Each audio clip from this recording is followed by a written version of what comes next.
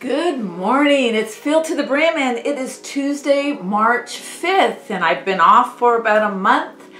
Kind of let you know what I've been doing. I've been overseas doing some ministry in some nations, actually working with my partners, many of which are in the region where the church is persecuted, so I can't say too much on Filled to the Brim, but that's what I've been doing. And I want you to know, although the church is persecuted, it is growing, it is flourishing, the believers are strong, the leaders are strong.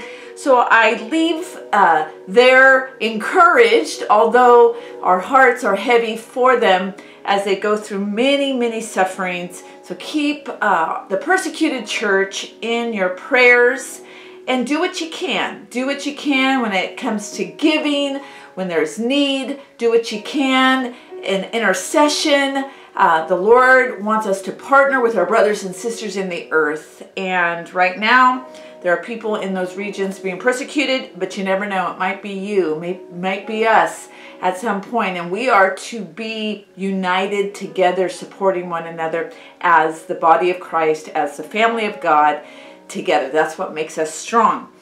So as I was gone, the Lord just really started to stir upon my heart obedience. Obedience is an interesting topic because it's kind of lost its importance sometimes for Christians, particularly those who think that they don't have to fully obey the Lord. I want to say fully obey, or obey with joy. Obey with, the word that the Lord gave me is alacrity. Alacrity. What is alacrity? It is physical quickness coupled with eagerness and enthusiasm. In other words, what I am to do quickly and with enthusiasm. It's interesting how when we have allowed other things to take precedence in our lives, obedience to the Lord, and not just in our prayer time, that we feel the Lord spoke to us about something, but obedience to His Word. So what we read in Scripture, obeying His Word, whether our flesh wants to do it or not, that we obey His Word, that has gotten off track a bit with believers. And we have made it a variable rather than a constant. In other words, we walk as if it's not that important to fully obey what the Word of God tells us. And I believe the Holy Spirit is stirring change in the church. I actually see it. I see it amongst the church globally. I see the fall of leaders who aren't living lives that are pure and holy before the Lord.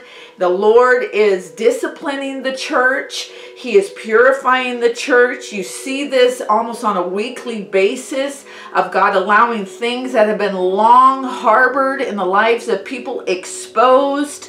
You see good things coming forth in people, but you also see the bad. Whatever is there in the darkness or in the secret place is now being highlighted. The Lord is allowing that. And change is amongst us. God is calling forth change in the lives of His children. And that's going to be the theme of this week, is change, but responding to what God is asking us to change in obedience with alacrity, with eagerness, with enthusiasm, not some sort of drudgery as if we are being mistreated by God or we are being abused by our Lord because He's asking us to change these things in our lives. It's actually for our benefit. It's actually for our good. It's actually to cultivate righteousness, which causes us to be strong in the Lord. So the Lord is calling forth obedience with enthusiasm in our life, being quick to fully obey.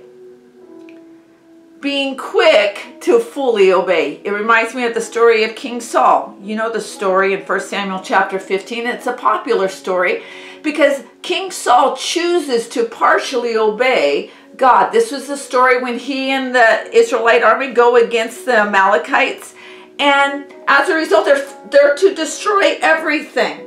But King Saul listens to the people around him, and they don't destroy everything, and they keep certain things. They keep some cattle, they keep some things that they think they should keep, but they do not fully carry out what the Lord has commanded.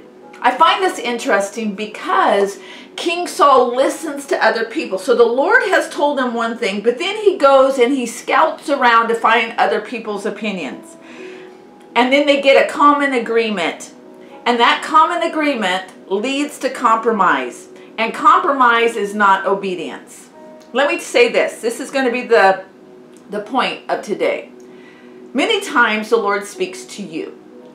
Maybe it's through His Word in your devotional time in the morning. Maybe it's through a message that your pastor preaches and you feel the conviction of the Holy Spirit and you know He's spoken to you. Maybe it's through a conversation you've had with a leader or with somebody that is spiritually mature and they bring something out in your life that needs to change.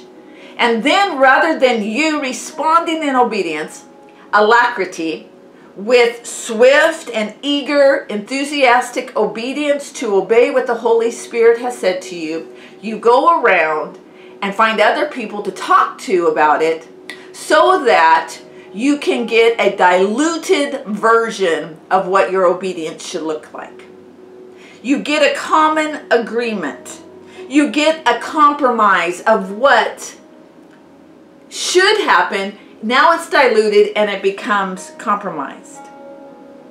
See, when Samuel the prophet comes to King Saul says to Samuel in verse 13 of 1 Samuel 15, when Samuel reached him, Saul said, "The Lord bless you. I have carried out the Lord's instructions." Let me say this. The very first thing that we want to do when we're compromised is to deny that we've compromised. Today, we've talked about obedience and enthusiastically responding. I want to say this. Have you obeyed the Lord completely with enthusiasm? Or have you gone around trying to find other people to maybe dilute that obedience so it's not so painful, so it's not so complete, and then as a result of that common agreement, you're compromised? That's the word for today. Ask yourself that question. More about this tomorrow. God bless you.